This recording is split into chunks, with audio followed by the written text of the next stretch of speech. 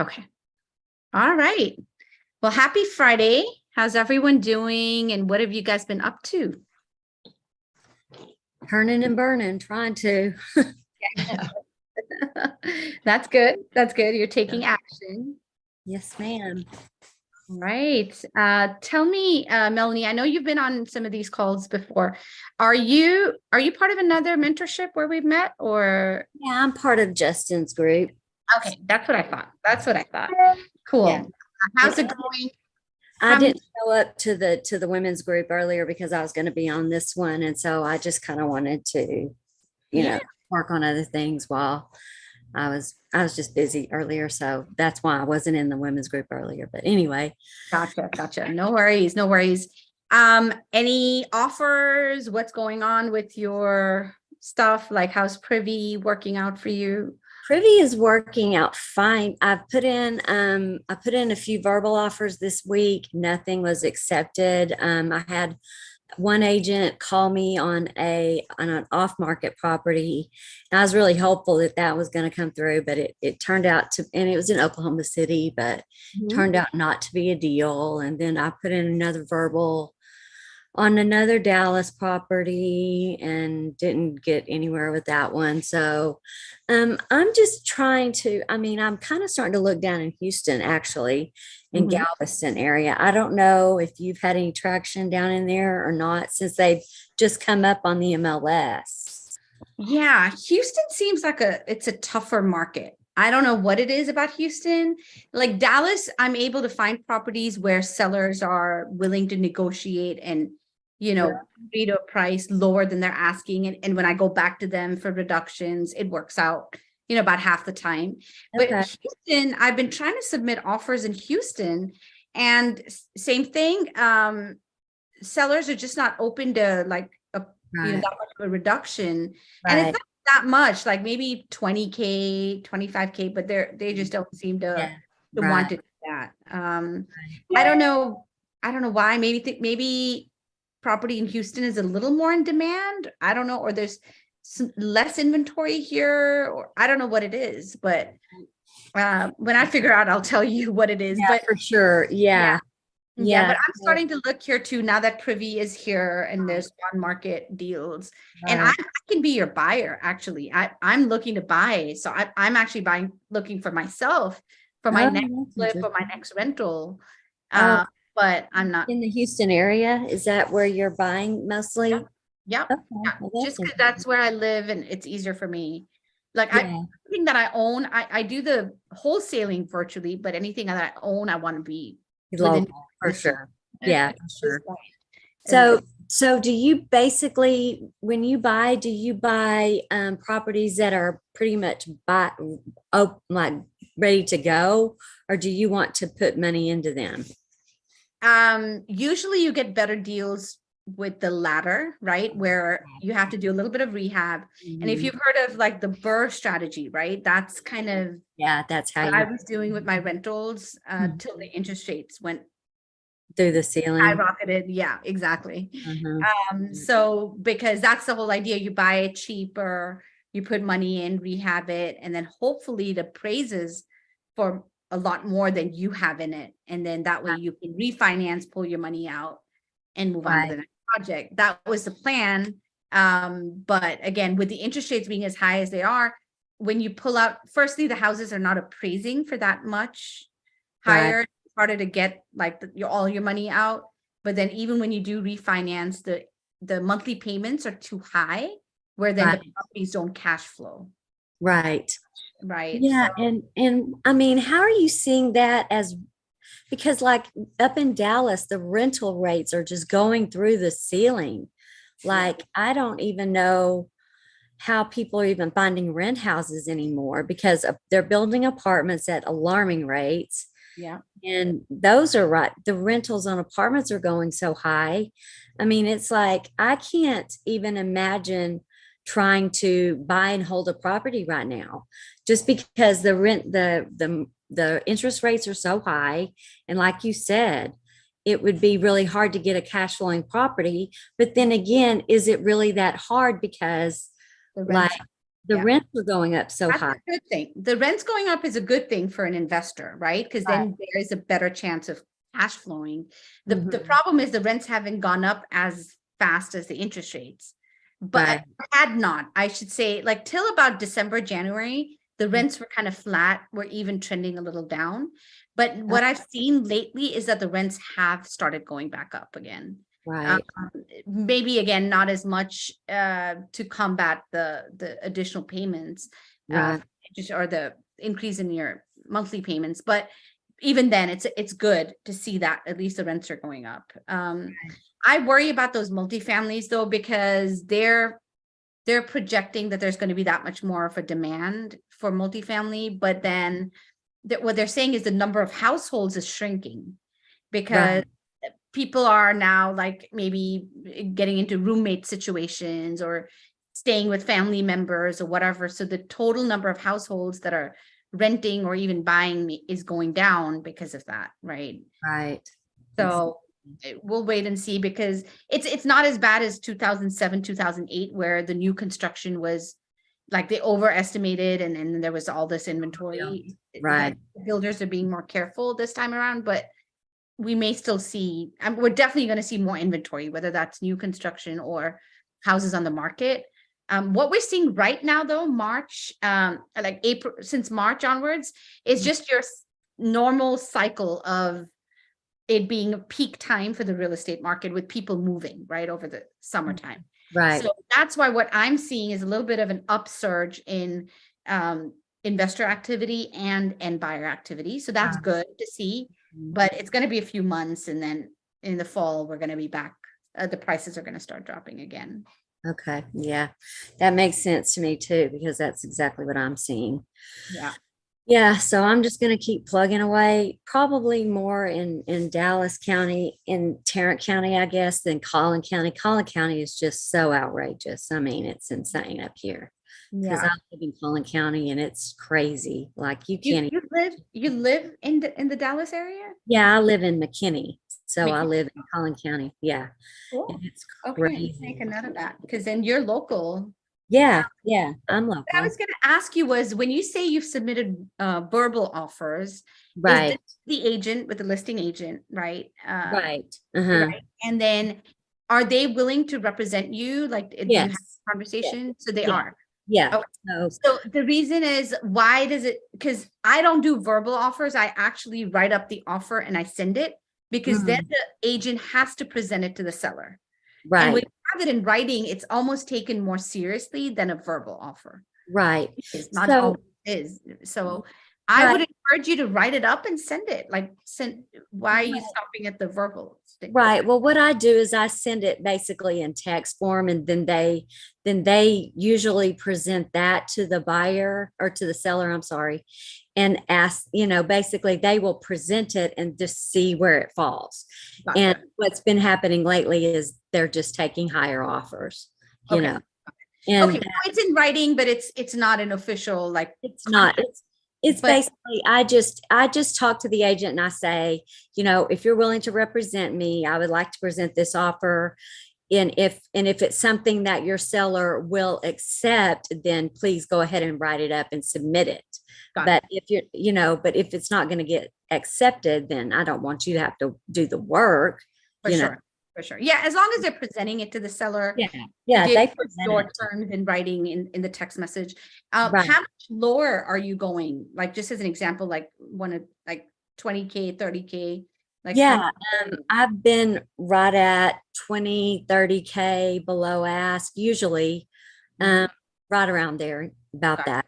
Okay. So, and I usually base it off of the 80% ARV above 250, and then when it's below 250, I go 75% of Got ARV it. Okay. minus repairs. So I I think, just think maybe right now what's happening is the sellers are also a little more optimistic. They know that the summertime, mhm, over summer, exactly. there's going to be more buyers. So Hmm. they're not taking those lower offers because they're waiting to see like, are there Right. going to be other buyers coming into the market? May, June is typically a good time.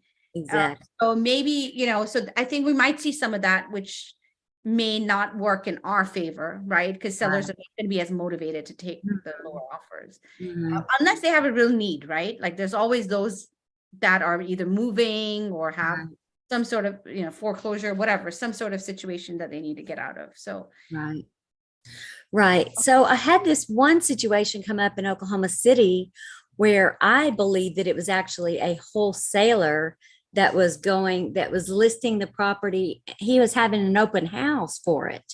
And he held this open house, and then he basically took the highest bid on that open house day. yeah, I've never I've, heard of that before. I've It's seen kind of that happen. genius actually, but it's So back in the peak, like when the market was like 2021, early 2022, Mhm. a lot of wholesalers were doing this where they would schedule a showing. So Right, it's not like it's not like a lockbox situation where the buyer can go at any time and look at the right, property. They were right, scheduling these showings because there was so much demand. There was shortage right. of inventory and there were a lot of investors out there that wanted to buy. So Mhm. I've been to some of these where there was actually a line outside the house. Like there were so many of us Wow, investors. Like I crazy. wanted to buy rentals. So I was just, and I didn't know how to wholesale. This is before I knew Right, how to wholesale. right, So the only source I had was MLS or wholesalers, right? right, And MLS too, I didn't know all this privy. There was no privy at that time. So I right. was just showing up at these showings and putting my bid in or whatever. But there was actually a line out, like there are many situations where there's been a line outside. They can only allow like 5 or 6 people in at a time. As they would leave, others were allowed in. And I was just like, oh my God. And then there was this one wholesaler that would have like an auction style Yeah, bidding yeah. outside. And it actually, as an investor, I'm not going to any of their showings anymore because I don't want to be like bidding and like, and then, at that point, people get emotional. So Yeah, they're just like, I want to get this. So they're just going well above like what like it would be listed on the MLS for. Like it was ridiculous. I know. But Yeah, for literally, sure. they were like, okay, we're starting at 170, anyone for 170, okay, 175, 180. Like they were literally doing that. And then whenever they got the highest offer, the rule was that the investor, whoever got the house, would follow the wholesaler in their car to the bank and deposit the EMD, like Oh with the my, wholesale in person. that's crazy. They didn't want somebody to like bid something, like just Not emotionally bid walk something and away. then Yeah. disappear. Yeah. So Oh they my have to gosh. follow me, and then they'd have the second and third person lined up. Like if that one doesn't work out, we're gonna come to you. But it was crazy. And that's when I decided, like, you know what, I need to learn how to do my own wholesaling because this is ridiculous. That's an awesome story. Oh my gosh, that's crazy. It's almost like a curbside auction at that point, you Yeah. know? Yeah. You're right. It is smart. And the wholesalers probably made tons of money, right? A Yeah, lot more than probably for sure. that was the time to be wholesaling. But at that time, we had a different problem. There wasn't as much inventory, right? And COVID was happening and all of that. So it was really hard to find a property. Now Right, it's a little bit easier to find those properties, but it's a little more challenging to find a buyer because now buyers have more of a choice. right. And they're also being a lot more conservative. They're not buying based on today's price. They're projecting that the market's going to continue to decline. For So sure. they needed much lower than Or- today's mm, comps even. Yeah. right, for sure. Yeah. Yeah, that's interesting. Interesting story. Yeah. But that reminded me of that when you said that. It's So, crazy. all right. Well, it seems like Sonia, is it Sonia? I think it's Sonia because I know you It's emailed Sonia or Sonia. I go by either. Sonia. Okay. Yeah. Yeah. Whatever you prefer. Uh, Sometimes I call myself either one. So Got it. hello, good afternoon. Going. This is my first time on the Zoom. So thank you for sending me the link. And I was able to get on because link didn't work, but I just opened up Zoom and then the code that you sent did work. Oh, That's how I got in oh, it. that's Yeah. probably what people, okay. Yeah. I'm If glad you follow said the that. I link, need to check the link. Yeah. Mhm. yeah, it didn't work, but the participants ID and that did work. Gotcha. Okay. My question was in the conversation and just so you know, I started using Privy like very end of December Okay. and listened to you the other day because I've participated in their challenges and they've got another challenge coming up and I've made a couple offers, but nothing was accepted. And it could be because I'm in the Tampa market. That's where I live. Okay. And in Tampa, it's the offers. I made an offer in Jacksonville and it was taken off. They took it off the market. And the response from the buyer was that seller was they were getting tired of being quote unquote jerked around by all these buyers. Mm. And it's still off the market. But in Tampa, you know, and you said 80%, I'd calculate, and I'm conservative on the repairs. The houses that I bid on, I end up finding out that they were getting more than the MLS price.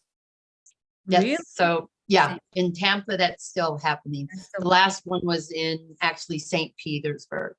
Got it. Now, are Yeah. these fixer uppers or more? This was a fixer upper. Got it. And Investors. that's, So Yeah. investors are bidding that high. oh, So, in Tampa, you'll see a lot of the homes that could be a good flip house.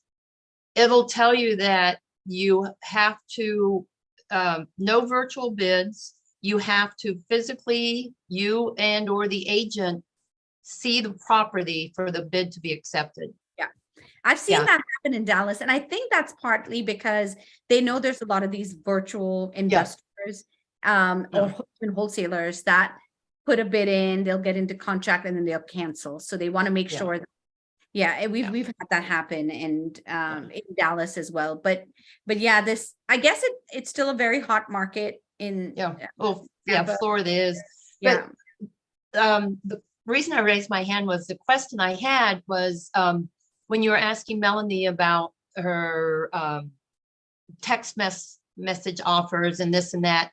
And Mhm. I've asked a question on the couple. The offers that I made, I did go through a very, investor friendly realtor.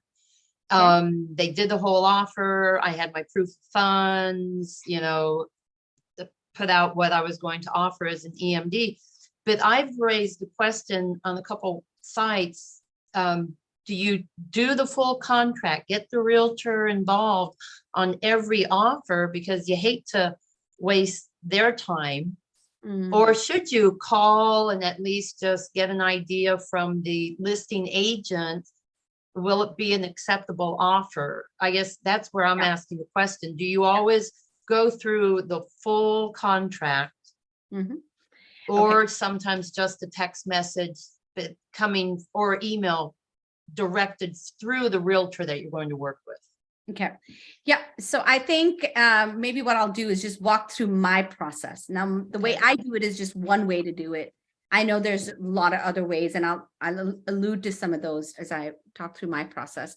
So my process is, I'll look on Privy. I have my searches set up, right? So I'll look through my searches and look for identify properties that might be good candidates, right? Then I'll comp those properties at a very high level. Like I'm spending 1 to 2 minutes per property, just comping them at a high level, meaning looking on Privy to see, are there enough blue comps? So in Privy, it shows you like the investor comps that show up in blue. So is there enough investor comps recent, like within the last 3 months?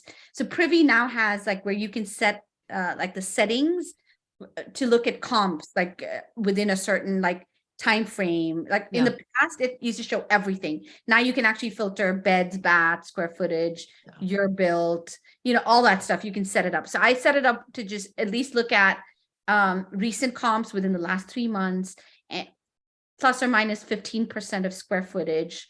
And then I also put in, what else do I do?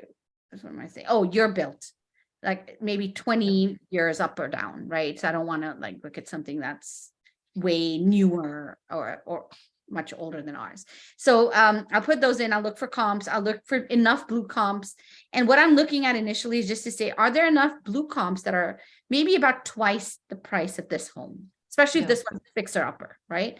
If it's more turnkey, then maybe a little bit higher. But I'm looking to see in general, is there enough activity and is the other activity higher than what this one's listed at? And if it is, then it's a good one. A good one to then move on to the next step, which the next step is to call the agent. So at that point, I run some preliminary like comps to say, where do I want to be at? So let's say the asking price is 150.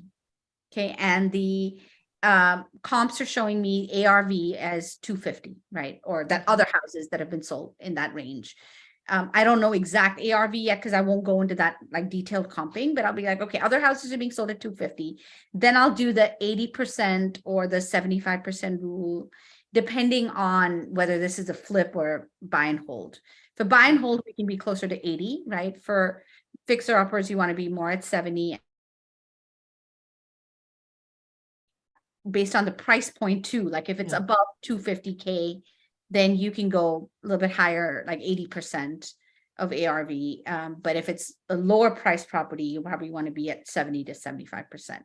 And that's because at the lower price, the 20% is a smaller number, Yeah. right? Like 20% of 200K is 40K, but 20% of 400K is 80K, right? And so Yeah. you want enough of a margin for the rehab or for for the closing costs and things like that, because now we'll take the rehab off that price. So let's say, so in my example, 250K is the ARV, 150 is the asking. So I'll do 80%, let's say, of the 250, which is 200. And then let's say repairs are 60K. Let's say this is a full rehab, Yeah. right? So then I'm like at 140. So now it's like, okay, it's really priced well. I still want to be a little bit lower than asking. And again, maybe not in your market. It depends on the market. So maybe in your market, you don't need to be that much lower. But in Texas, we want to be at least 10 to 20% lower than asking. So then Yeah. we can add our assignment fee and still be under asking when we're marketing it to the end buyer, right? So then I'll determine, let's say in that example, I determine I need to be in the 130 to 140K range. So then I'll call the agent and I'll ask all the other questions, like the wholesaling, the main, like I think there's like 4 or 5 pillars of wholesaling that you want to ask, right? So number 1 is motivation. So don't start with price, always like start with, hey, what's going on? I saw this property, is it, so the way I try to find motivation is by figuring out, is it vacant or is it occupied? Because then that gives you like a way to ask questions, more questions around motivation, because then you're like, oh, I noticed that it was vacant. Has the seller already found another place? Are they moving to another city? Or if it's occupied, then I'll be like, oh, how long do they need to move out? Do they know where they're going? So then that gives me an idea. If it's a situation where they're moving out of town, then it's going to be a more motivated seller, right? Or if it's an older couple moving into a nursing home or whatever, I want to try to find motivation.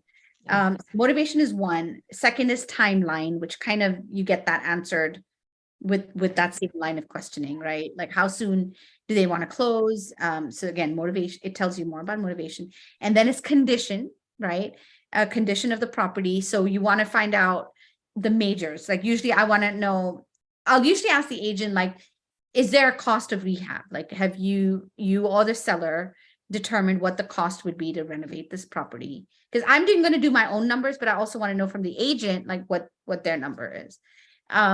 And then I'll ask about the majors. So the floor, the foundation, roof, HVAC, maybe windows. If you're up north, I think windows matter up north. In Texas, it's not that big a deal. The windows, roof, HVAC, AC, foundation. No, HVAC's AC, foundation. Yeah, those are the main ones. So that way, because when you do if you do get it under contract and you need to market it to your end buyers, they're going to ask you all these questions. Plus, it's going to help us figure out our rehab costs a little bit better, right? So I'll ask motivation, timeline, condition, and then the last one is price, which because it's listed on the MLS, we know what they want. Usually for off-market properties, we'll ask the seller, like, what are you looking to get? Here we know what it's listed for. So what I do for that price part is then I throw out my range. Because remember, before I've kind of figured out where I want to be. So then I'll and the reason I do that is I want the agent to tell me as much information as they can. So I'm going to ask some questions because they can't tell me straight out what their other offers have been or what the seller is willing to accept, right? Their fiduciary responsibility is to get the maximum price for the seller. So they're not going to volunteer that info. But if I like throw out a number, then they can definitely respond or react, right?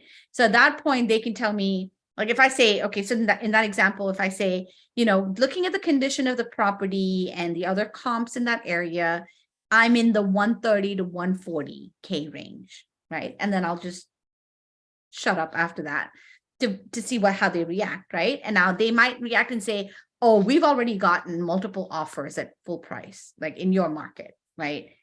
Sonia, so in your market, like maybe they're like, oh, we've already got above asking, like don't even bother, right?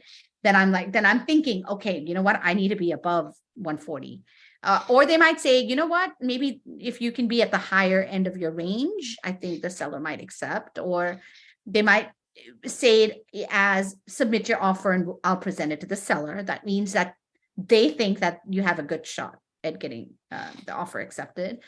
So that's critical because you want to like listen to that feedback on the numbers, because then after you're done with that call, that's when you're going to now go in. Firstly, you're going to decide based on motivation and timeline, is this even worth pursuing, right? If the initial part of the conversation is like, oh, the seller's not motivated, they want their full price, otherwise they're not going to sell, and they're not in a hurry, they're just going to end up renting it. If they can't sell it, they're going to rent it or whatever. If you hear anything like that, then it may not be the best property, because then it's not going to be easy to work to get those reductions in price. But if it turns out that there's motivation there, and all of that, then you then sit down and do the detailed comps, at least pull 3 comps so you can justify, what your ARV is. Then do your MAO formula, which is that 70 to 80% of ARV minus repairs, minus your assignment fee, and like then really dial down the numbers and see like what is the maximum that we can offer based on what the agent told you, right? So if the agent told you there's been offers at asking, then what you're going to look to see is, can I offer asking? Do the numbers support me offering asking, right? Or if they say, yeah, go ahead and submit your offer at whatever your range, then you'll submit something in that range. So Yeah. So that's how I kind of go about it. Okay. On the offers that I made, since it went through the realtor, because they were one, and actually there were 3. Another one, I sent all the information via email. The listing agent was representing myself and someone that I was JVing with, ironically out of Texas. And I mean, she put together a spreadsheet of all the offers that she was sending to the person that was overseas. Yeah. And it took me following up with her like 3 or 4 times before she said, no, he would not sell if he didn't get asking, and he got asking, and asking was high. So as an example, it was an ARV of 235. He wanted 175. It had no HVAC and it needed a new roof. Oh, okay. Forget that there were a couple walls that someone had started working on. I mean, but so that's kind of some of the market here. But it was always be through the realtor, because when I talk to the realtor, they're like, I'll talk. So that's where I'm kind of torn. Okay, so now I didn't quite answer all your questions, and I just realized that. So a couple of things here. So I usually prefer talking to the listing agent directly. Okay. So I can get some of that feedback directly, right? And I can ask questions how I want to ask.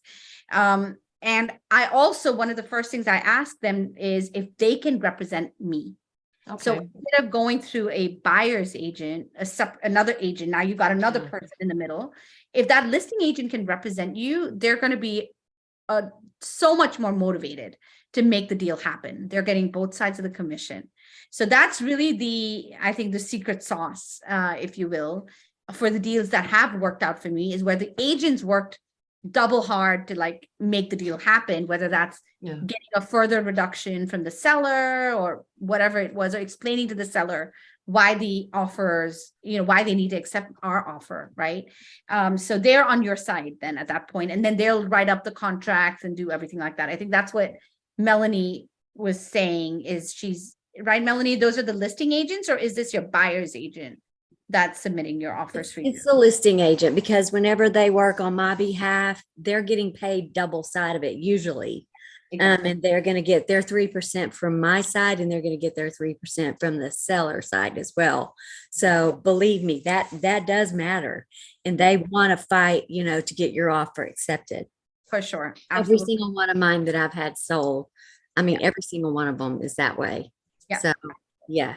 So that's one Okay. strategy. Now I do know others that maybe that don't have as much time to call agents, because the process I just described is a lot more involved, right? I mean, it takes like, it's a 15 to 20-minute conversation with the agent. You may not get the agent initially, which I always follow up with a text, and then usually they'll call me back. But so it involves following up and having those conversations and all of that. So it takes more time. But so if somebody has a full-time job and they're trying to do this on the side and they don't have the time, then that's okay. That's when, and I have a full-time job, but I don't call that many agents. I maybe call like 5 to 10 a week, because out of those, I'm usually able to submit at least half of them as offers, right? Like half won't work out, but half will work out. So it's not that much time if you think about it, for a week. If you can, the way I do it is I compartmentalize my time. So all the steps that I talked about, I'm not doing that for one property. I'm doing that, like, I'm looking at my search, I'm identifying 10 properties. Then I'm comping those 10 properties, like maybe at night when I can't call agents at that time. And then then I identify the ones that I want to call the agents on. And then I find an hour or two during the daytime or even in the evenings to call all those agents, at one time. So that's how I kind of utilize my time, or more efficient with my time. But regardless, the other approach of, if you want to work through a buyer's agent, then that buyer's agent needs to be totally like on board with, what your requirement is. Now, you don't have to tell them that you plan to wholesale or assign it, right? You don't have to tell them all the way to that part, but what you can tell them is that being an investor, and they should know this if this is an investor friendly agent, being an investor, the numbers are the most important. The numbers have to work out, right? If the numbers don't work out, we're not going to lose money on this deal, right? We don't do deals to lose money. So the numbers, we have to go in, do our due diligence. And at the end of the day, if the numbers don't add up, then we have to move on to the next property, right? So they need to understand that. The other thing, which again, and any agent that's experienced knows this, working with an investor means submitting 10, 20, 30 offers before one gets accepted. So that's the other thing they need to understand, that you're going to submit a lot of offers for me, and the numbers may be a little bit lower than asking, and so you have to be prepared for that. So you need to find that agent that's on the same page, and then you can send stuff their way and they can submit offers on your behalf. You're not really vetting those properties for motivation and all of that stuff, which I told you, like when you call the listing agent, at that point, then it's a numbers game, right? You look for properties, you send them to the agent, let them do the calling agent, calling the listing agent, submitting the offer. And you're a little more hands-off in that process. And maybe in that process, you need to send more properties their way, because you're not vetting them, you're letting them do the vetting. So that's another way. Now, as far as actually sending the offer contract, so the way I do it again is I will actually submit the TREC form, which is the Texas Real Estate Commission contract form, the actual form. I'm not an agent, but I took the training. So I learned how to write up those contracts. So I actually send my offers in that TREC contract, and it doesn't take me that long to do it.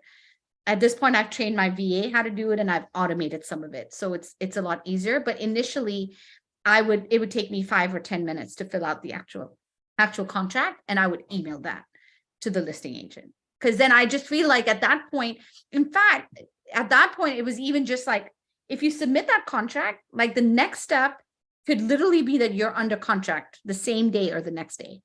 And the first few times I did it, I was a little nervous about it, because literally I submitted like 5 offers today.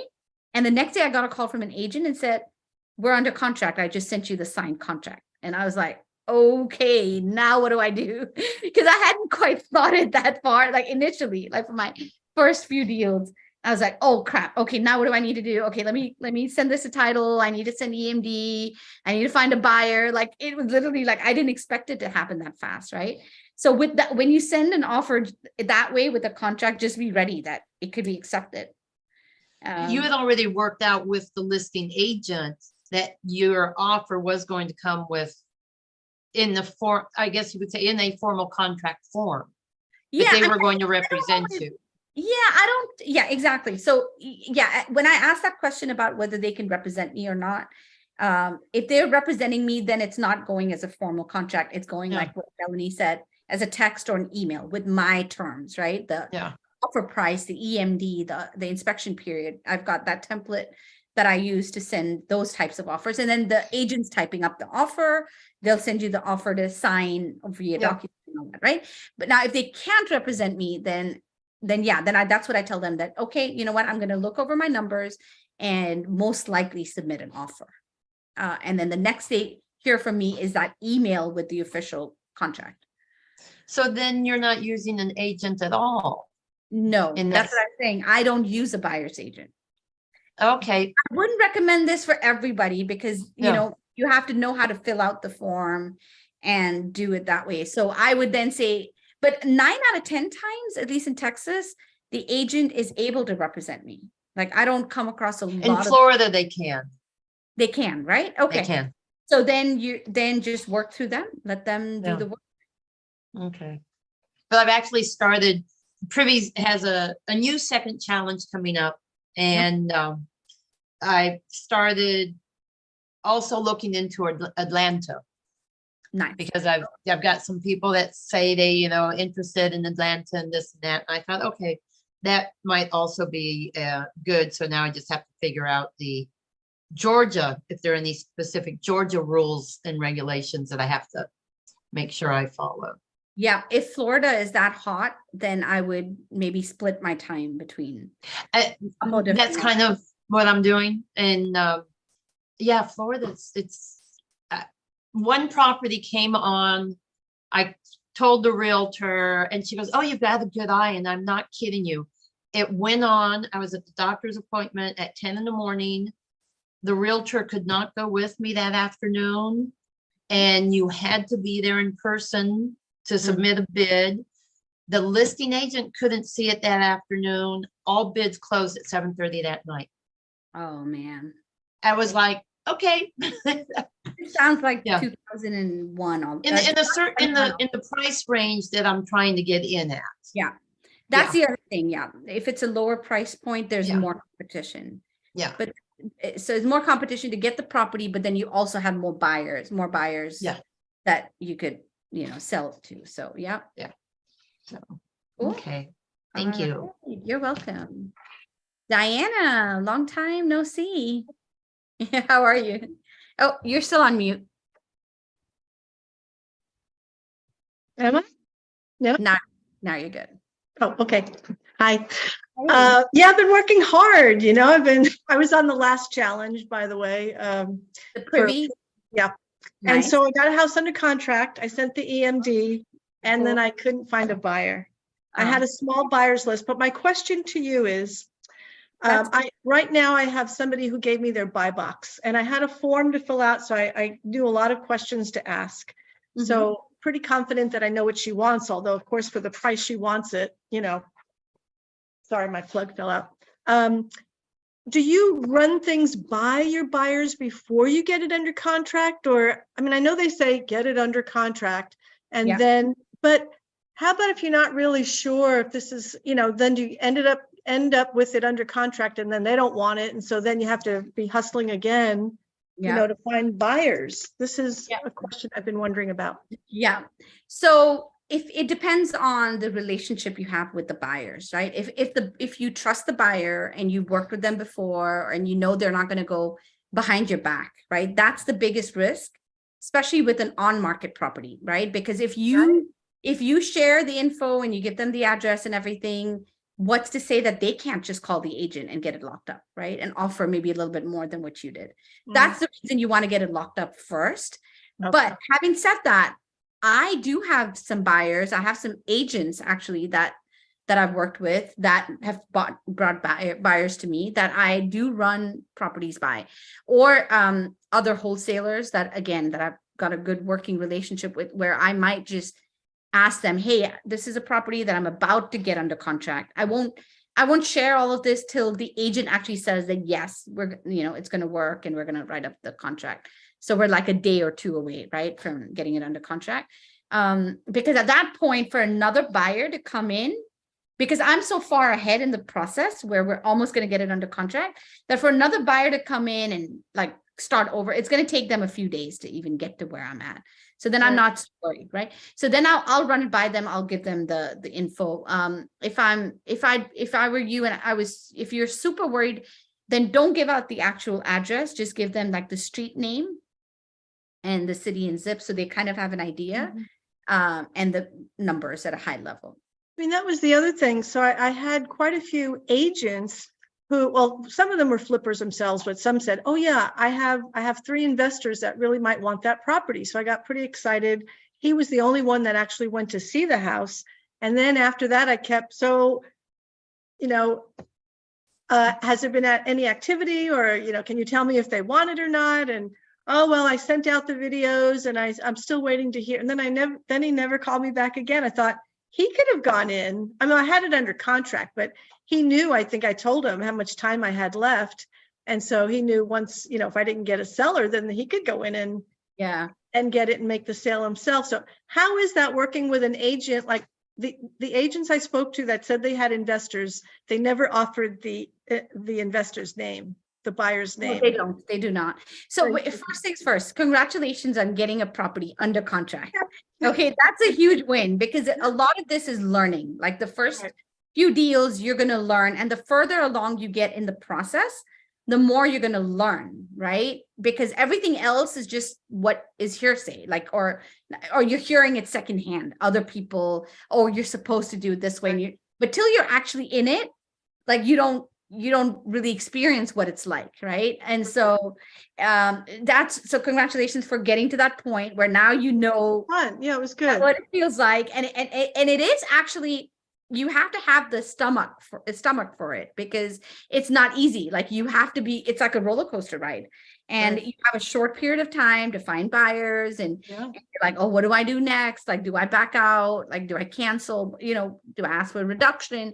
There's a lot of decisions you have to make quickly in that 7 to 10 days or however long your option period is. So, or inspection period is. So, yeah, that's congratulations on that. Now, as far as working with buyers, if the property's priced right, you're going to get a lot of interest and it's going to sell. I think this was the problem.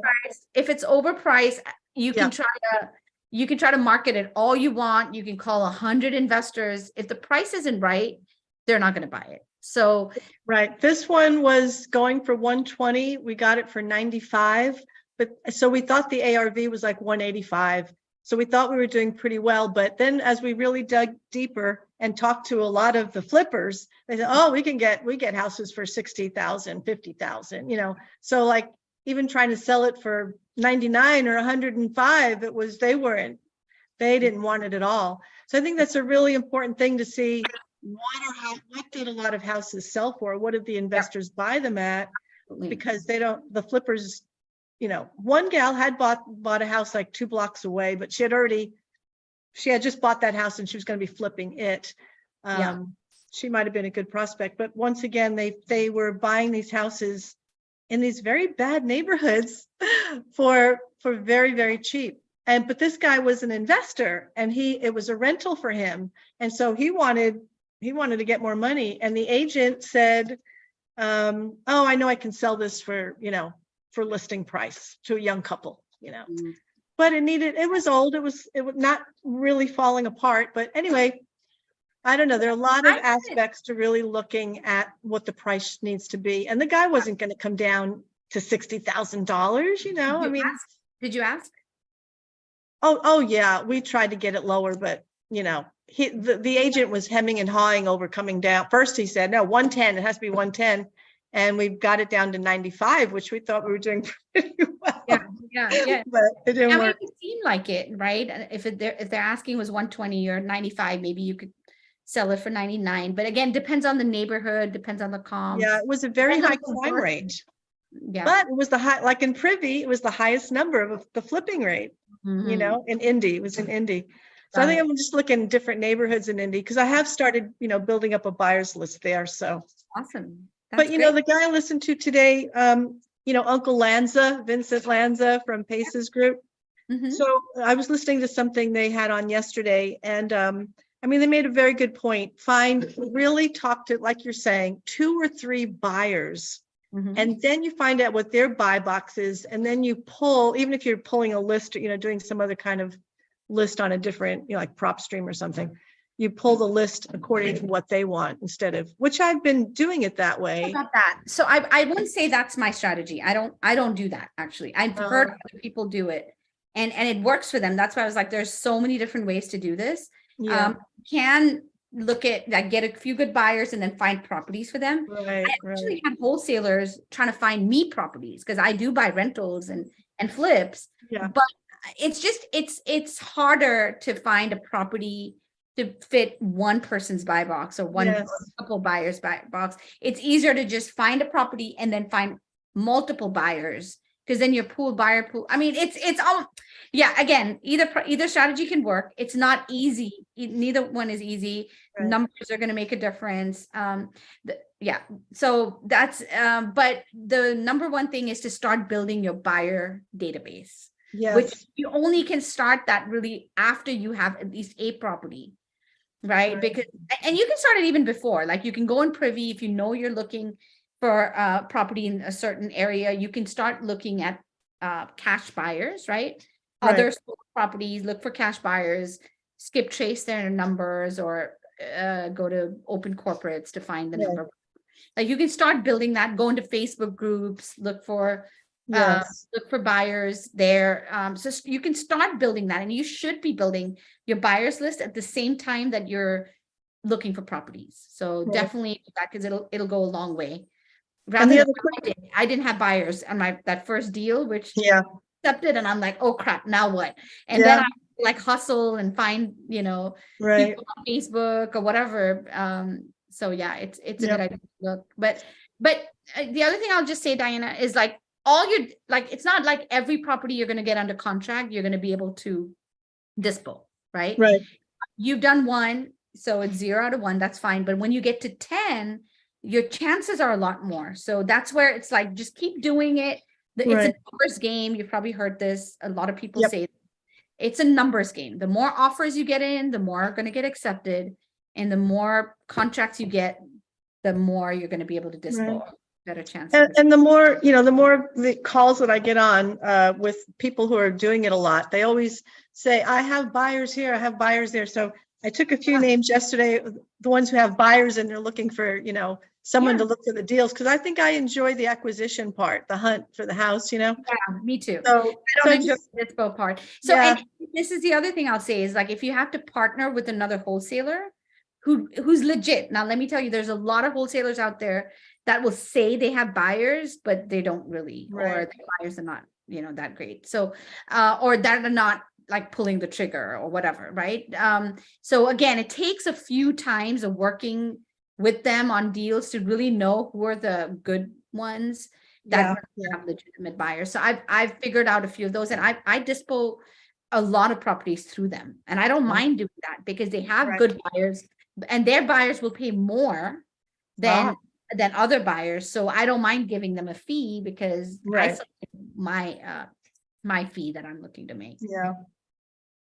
And the other quick question is about Pace Morby's wholesale contract. I mean, usually when I've been putting in offers and stuff, the agent is putting in the offer, but then I always have to tell them, since I'm putting out the EMD, I want to be sure, especially in Indiana, it was a mutual release state.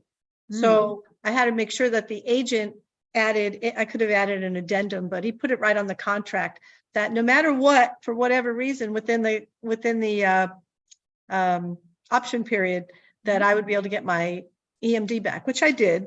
But if they accept, like Pace really wants to get his wholesale contract out there and it has that clause in there. So will agents accept that if I fill that contract out and emailed it? I wonder. I do not know that contract. I don't use that. I'll look around about that. Okay. Thanks, Ruchika. You're welcome. All right. I think, let's see. I have Yvonne next. Yvonne has a question. Yes, hi. I am in Houston and I am a real estate agent. Oh, good. Then I've been listening all the comments and everything, and I'm laughing because I have buyers for Okay. fix and flip. Okay. And this is new for me because I never before worked with buyers for fix and flips. I used to work with reconstruction and all different stuff. Now, I submitted like six offers, and we didn't get it. And I don't know, I'm missing something. And now my most recent hunting, the wholesaler told me he prefers assign the contract to me Mhm. and not sell directly to the buyer. Then Okay. I was like, I know what is that, but I never work that way, or is that this is new for me. Then was thinking, I've been following you and trying to be in your meetings and everything, but I think I'm missing something, and I want to ask you if I can do joint venture with you and something, because I want to learn, because my kind of buyers in this moment, all of them are looking for fix and flips, but every time I'm trying something, it's a wholesaler. Oh, Yes, gotcha. then I don't But know what is with the market in this moment about that. So question, you're looking for properties on the MLS, right? Or are you Yes. looking off market? On the And I registered myself in two sites for off-market properties. Okay. Okay. Because wholesalers, the reason I'm saying that, asking that, is because the wholesalers are going to bring you those off-market opportunities, right? Because, well, depends. Like, we wholesale on the market, but MLS deals, but you can, like, a lot of wholesalers, the bigger wholesalers have got like this whole marketing operation where they cold call and text message and find off-market leads, right? So in that case, it is better to work through a wholesaler unless you have a way to reach out to direct a seller, right? So I think your question was a couple of things. One is how you want a JV on deals, it sounds like, right? Okay. So I have a partnership program that I started. I think you know about that, right? Had you emailed me about it? Yeah. I think you had, right? Okay. Mhm. So that's the reason I started it, because then I have a small group of people. I think we're at 11 people right now, out of which like 4 out of the 11 have already gotten their first deal. So I consider them as like they've graduated and they can now help the others. So, and so I'm constantly, that's why, but I want to have a really small group of new students so I can give everyone like my time. I have a full-time job and I'm also trying to buy properties myself. So I'm like, I don't have a lot of time and I don't want to overpromise, right, with the program. So I do have a few spots opening up shortly. So if you're interested, you can just send me an email and we can figure out if it's a good fit. And as far as assignment of contract, that part is really easy. Like what you were saying, like if a wholesaler wants to assign it to you and then you assign it to your end buyer, you how to do that. It's not very hard. Or if you want, so it's not hard. You just need the contract and you need to know how to deal with title and explain to title how all that works. It's really not that hard. Before I started wholesaling, I'll tell you this story. Before I started wholesaling, so I used to flip, and I also have a small rental portfolio that I'm looking to grow. So I was not into wholesaling. I bought properties from wholesalers. I bought property from the MLS. But I got, okay, so on a street, so in Spring Branch, you're familiar with Houston, right? So I was flipping a property in Spring Branch, and while I was driving to that property, I saw there was another property for sale just down the street. So I walked in and I spoke to the agent and everything. And, we worked out a price, which was well below their asking. So I think they were asking for $350. And she said the seller would accept $320. Well, I ran my numbers and I was like, oh, it's not going to work for me as a flip because there wasn't enough room. But I was like, they did come down quite a bit, but I had no idea how to wholesale. So I was thinking, I was like, maybe I could wholesale it, but I'm like, I don't know how this assignment of contract and all this stuff, just like you were saying, right? It's really not that complicated, but when you don't know it, it seems like it's like, oh my God, like what, I don't know how to do all this. Yes, I my was- problem, I have my real estate license and I don't want to, like I use some Yeah. contract or Yeah. something like That's true. You have that additional responsibility that you don't like do Yes. something that you're not supposed to. So, but yeah, I let that go. Like we literally had it under contract. I could have signed it, but the only exit strategy that I knew at that point was either I flip it or I rent it. I didn't know how to wholesale it. And next week, I got an email from New Western Acquisition, which most of you probably know, they're big wholesalers. That Mhm. same property they were marketing for $375. Like they got it under contract. So that seller ended up going off market because they couldn't sell it for $350. They went off market, and that's when they agreed to give it to me for $320. And I didn't know how to wholesale. Otherwise, I could have made $50K potentially. Because the New Western came around, they got it under contract. And that's when I was like, I'm going to learn how to wholesale, because wholesaling is just an exit strategy. That's one thing I wanted to like. A lot of people are like, or even me, I was like, what is this wholesaling? The way you acquire properties is the same, regardless of how you exit it, right? You can either market directly to sellers, right? Or you can find deals on the MLS, put in offers and get it. So the acquisition is the same. What these are all just dispo strategies. And the more you have in your tool belt, the better, right? If you know how to wholesale, then you know that that's an option to exit. If you know how to flip or hold, in your case, you have clients that can do that. But you need to maybe learn how to wholesale so you can bridge that gap. So yeah, we can certainly talk offline about that. And Okay. if you'd like to learn, you're local in Houston, so maybe you can find me a property, because I'm looking for my next flip and rental as well. And I've been so busy wholesaling in Dallas, and now I need to focus on Houston now. Yeah, well, I am an architect myself, and I have my office. I've been a general contractor for 15 years. Then it was easy because I am a general contractor and I know how much money it needs and everything. And we didn't get the properties. I'm like, oh my God. Yeah, That's okay. It could, the market in Houston, I think is still a little. It hasn't quite turned to a buyer's market as much as I'm seeing in other markets. I don't know what it is about Houston. There's still a lot of demand. So, yeah. Okay, we will talk. Yes, thank you. Okay, well, nice meeting you, Yvonne.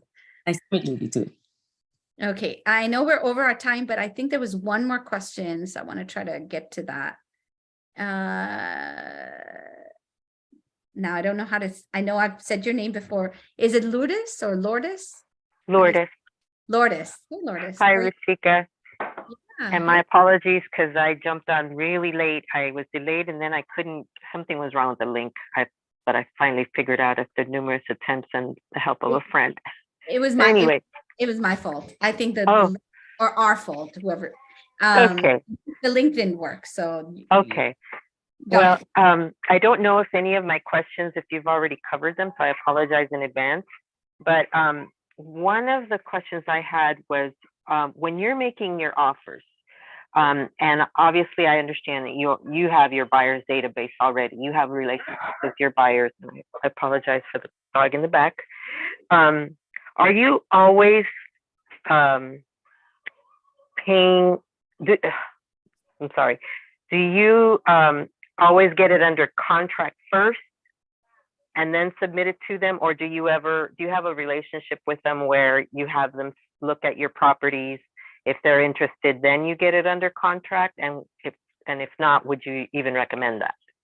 Yeah. So Diana asked a similar question, but but I think yours is a little bit different. So my process is to get the property under contract in general, and then look for buyers, right? But it's always a good idea to have a buyer's database. So when you do get that property under contract, you can go to them or market it to them, right? Whether that's emailing, Facebook is always a good way. Believe it or not, there are still legitimate buyers out there on Facebook, even though it's full of wholesalers as well. But yeah, so it's always a good idea. So that's the general answer. Having said that, I do have some buyers and or wholesalers that I've worked with multiple times, and I trust, that they're not going to go behind my back or anything like that. So I do, sometimes when I'm unsure if this number is going to work or not, I do Mhm. float around with some of those trusted buyers to just get their take on it. Okay. One of them is actually an agent. So they're always, they're really good. They run comps for me and they just tell me, you know, what they're seeing. So I have like another, you know, set of eyes looking at the numbers for me. Okay. But it's rarely happened that I found a buyer before I lock up a contract. I wish I'm not at that stage yet. Maybe there are other wholesalers that can do that, but I'm not at that point where even before I lock it up, I have a buyer. Like that's wishful thinking, honestly. Okay. Yeah. And so for those that you're getting under contract, are you putting up option money Yes. Yeah. So for in each? Texas, yeah, because I do MLS deals and there's an agent on the other side, so they're going to expect EMD and an option fee. In Texas, we have to put that additional option fee. I know in other states, it's just the EMD.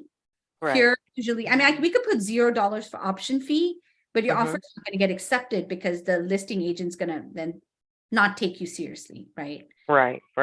They have other offers, yeah. And so you're putting both option and EMD Yeah, if you don't have your buyer, but if you have your buyer, they pay it. they can Yeah. put it. Yeah. Okay. Yeah. Again, I've never had where I found a buyer fast enough.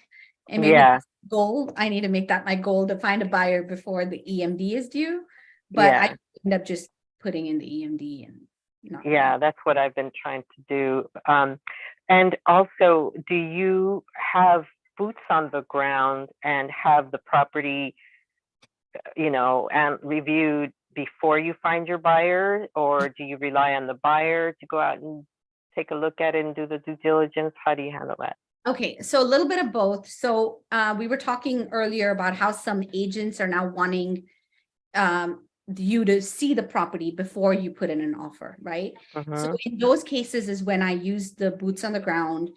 I have another wholesaler who'll go check out the property for me, or I have a photographer who can go out there and take pictures, and they become my eyes, you know, eyes and ears in that I get pictures and I check off that box, right, of someone looking at the property on my behalf. Okay. So I do have boots on the ground there for those scenarios. But if the agent doesn't want you to, if that's not a requirement to see the property, then I don't bother. Then unless I need pictures, that's the only exception. Is if the pictures on the MLS are not that great, and even in that case, usually I'll ask the agent to take additional pictures. Or even ask them to take a walkthrough, like a walkthrough video of the inside and the outside, because then I can use that to send my end buyers, right, in my market. Right. So, right.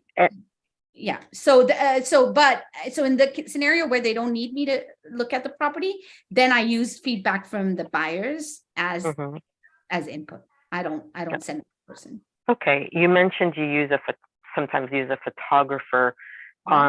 Did you happen to find one that's specific to this type of work, or how would you recommend getting one?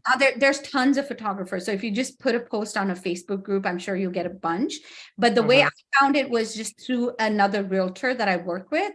I just asked him, like, who do you use? Got it. So that's one way. You could ask any agent, you know, because usually who they work with are photographers that know real estate or know how to take pictures. Now, I did have to go through a couple of photographers. That's one of the things. Like one of the first photographers I worked with is used to taking pictures for listings. So they were trying to get like all these right angles and like using Photoshop and like all of that. Like, and I'm like, I don't need these pictures to look pretty. These are going to the investors. These need to be really like, I need you to really focus on the ugly stuff, actually. Yeah, realistic. Investors want to see. They don't want to hide the, like, you know, broken cabinets in the background or whatever. And may I ask how much you recommend or they charge approximately for those services? Yeah, $50 to $100. Okay, so that's not bad. Yeah, and is that based on an hourly rate or just however long it takes? So the way the way I position it is typically that, hey, I put in like multiple offers a week.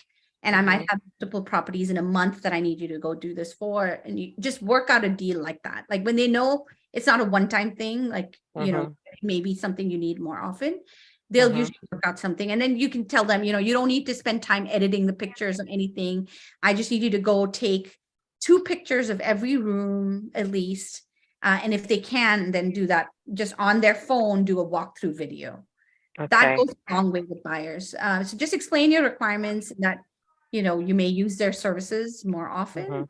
Try to see what they can work out for you. And so since you mentioned you make multiple offers a week, which I'm assuming you're paying multiple earnest money, putting down multiple EMD, is that coming out of your own resources? Are you using?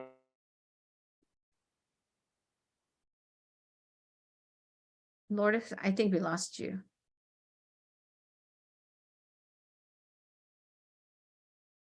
Can y'all hear me? Okay, so I'm still here. Yeah. Okay, I think I got her question, but I want to make sure she's on to hear the answer. Can you hear me? Yeah, we can hear. Oh, good. Yeah. So sorry, I don't know what happened. No worries. So the question was, if you are paying multiple earnest money, are you using a PML, and or how are you ensuring that you are able to get that earnest money down, especially in mutual release states? Yeah. So especially in what states? Mutual release states. Oh, mutual release. Okay, got it. Yeah. So okay, couple different questions. So I use my own funds. So I don't use PML, but that's always an option. I think there's some different, there's Gator lending as part of like PACES group and all of that. There's people that will lend you money for that EMD. Okay. So the other thing I'll say there is that I have step back. We should have our own title companies that you work with. Like, and so I've got title companies in Dallas, one in San Antonio and one in Houston that I work with and do deals with. So whenever we put our contract, submit our offer, we always we'd like to choose our title company. And the buyer usually pays the title policy. So we get to choose. We have the right to choose our own title company. So that helps. So I have these title companies, and I actually have, I don't wire money to them back and forth, especially the one in Dallas that I do a lot of deals. I don't have to wire money back and forth. Whenever one contract cancels, they just apply that EMD to my next contract. Like they have this running accounting going on, right? So it's a little bit easier with just one title company. Now, if I had to work with 10 different title companies, that's a lot of overhead, like, you know, sending money and keeping track of like getting them back and all of that, right? As far as EMD release, like, again, I have a process in my CRM to track that. So I'm usually able to know like which ones did I not get. And usually I'm good about knowing when that inspection period ends. Again, I use my CRM to flag those dates. So I make sure I send my termination before that. So I've never had an issue not getting my EMD back. Now, having said that, I have not worked in a state that is a mutual release state. So that I will say that, but but in Texas, I know a lot of title companies and agents require that both the buyer and the seller sign the EMD release form. But we've got that inspection period, and the reason we pay that option fee here is because we have that unrestricted right to cancel. So I don't run into that here. But from all the wholesalers I've talked to, a lot of my mentors are like in many states. That's never been an issue. Usually there's enough outs, you know, within that inspection period to get your right.